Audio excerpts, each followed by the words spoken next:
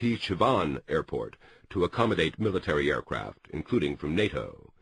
In the meantime, encouraged by its cozy relationship with Washington, Azerbaijan dramatically increased its military spending by 70% in 2005 to $300 million. By the end of 2006, it had reached a whopping $700 million, with the country's president pledging it would grow soon to $1 billion annually.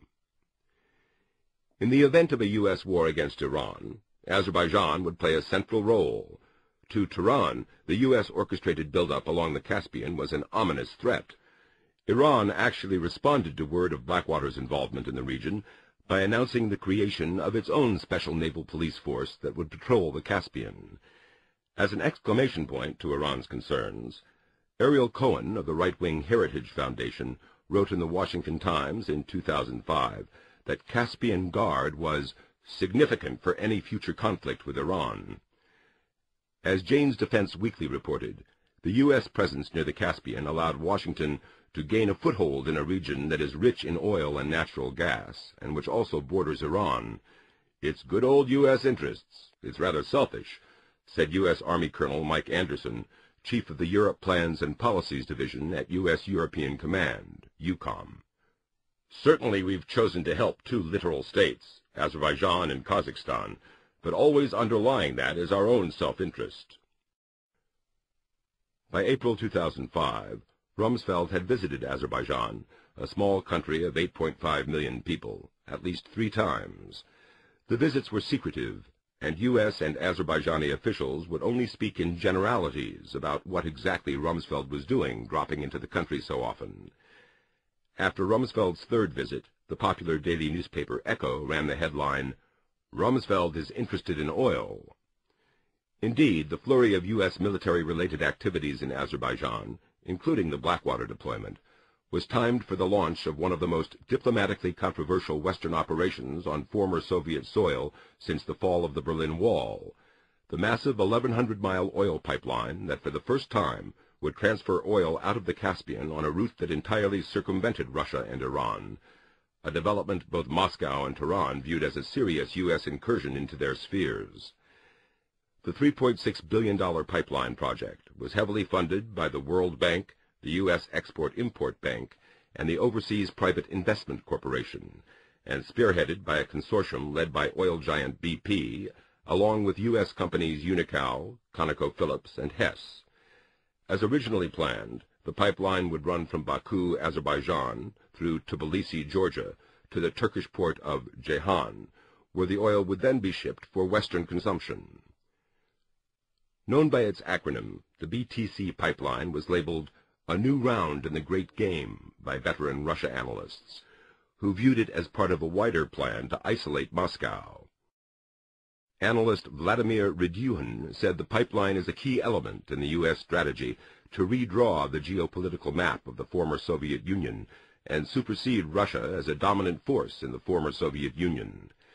The U.S. has pushed through the project over more profitable pipelines via Russia and Iran to create an alternative export route for oil produced in Azerbaijan, Kazakhstan, Turkmenistan, and Uzbekistan, which have so far depended on Russian pipelines to export their oil to Europe.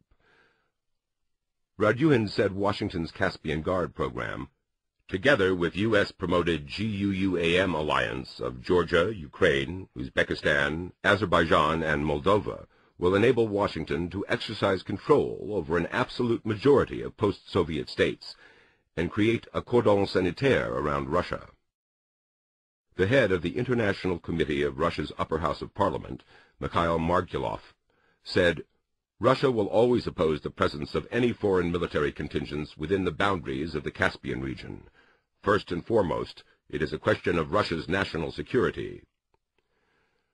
Prior to the launch of the BTC pipeline, the United States had invested in the Russian-controlled Caspian Pipeline Consortium, a $2.6 billion project made up of a 935-mile crude oil pipeline that ran from the Tengiz oil field in Kazakhstan to the Russian Black Sea port of Novorossiysk.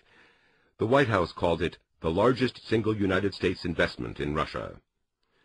In November 2001, when the first tanker loaded with oil from the Caspian under the project was launched, Commerce Secretary Don Evans remarked, It tells the world that the United States, Russia, and Central Asian states are cooperating to build prosperity and stability in this part of the world. But once the new BTC pipeline became active in 2005, Bush publicly encouraged companies producing oil in Kazakhstan and elsewhere in the Caspian region to embrace BTC as a gateway to global markets. It seemed that was the plan from the start. Indeed, the Cheney Energy Task Force had envisioned a scheme to allow multinational oil giants like Chevron and Exxon operating in Kazakhstan under the Russian pipeline to redirect oil through the BTC pipeline, effectively taking away from Russia's profits. It was all laid out in May 2001 in the recommendations made by the White House National Energy Policy Development Group, headed by Cheney. The group recommended that President Bush direct the Secretaries of Commerce, State, and Energy to continue working with relevant companies and countries to establish the commercial conditions that will allow oil companies operating in Kazakhstan the option of exporting their oil via the BTC pipeline, instead of through the Russian-controlled pipeline.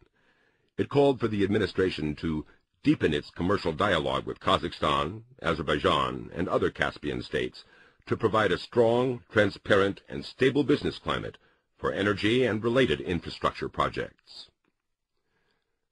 The BTC pipeline was inaugurated in May 2005, and President Bush dispatched his new Energy Secretary, Samuel Bodman, to represent him at the ceremony. BTC opens a new era in the Caspian Basin's development.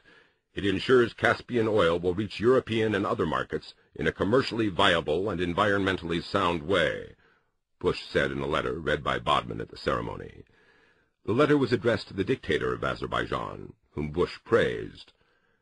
As Azerbaijan deepens its democratic and market economic reforms, this pipeline can help generate balanced economic growth and provide a foundation for a prosperous and just society that advances the cause of freedom, Bush wrote. But as David Sanger of the New York Times reported, a few days before Bush's letter was read at the ceremony, the Azerbaijani police beat pro-democracy demonstrators with truncheons when opposition parties, yelling free elections, defied the government's ban on protests against President Ilham Aliyev. Mr. Aliyev is one of President Bush's allies in the war on terror, even though he won a highly suspect election to succeed his father, a former Soviet strongman. Azerbaijan's human rights record is dismal. Torture, police abuse, and excessive use of force by security forces are widespread, according to Human Rights Watch. The U.S. State Department, meanwhile, labeled Azerbaijan's human rights record poor, and said President Aliyev, the ally of Kissinger, Baker, Cheney et al., maintained power through an election that did not meet international standards for a democratic election due to numerous serious irregularities. The State Department charged that in Azerbaijan there was restriction on the right of citizens to peacefully change their government, torture and beating of persons in custody, arbitrary arrest and detention, particularly of political opponents, harsh and life-threatening prison conditions, excessive use of force to disperse demonstrations, and police impunity. It also determined members of the security forces committed numerous human rights abuses. Even still, the United States has spent millions of dollars to deploy Blackwater in the country with the explicit purpose of bolstering Azerbaijan's military capabilities, including creating units modeled after the United States' most elite special forces, the Navy SEALs. As with other convenient allies of the administration, Azerbaijan was valued for its usefulness in securing oil profits and as a potential staging site for future wars.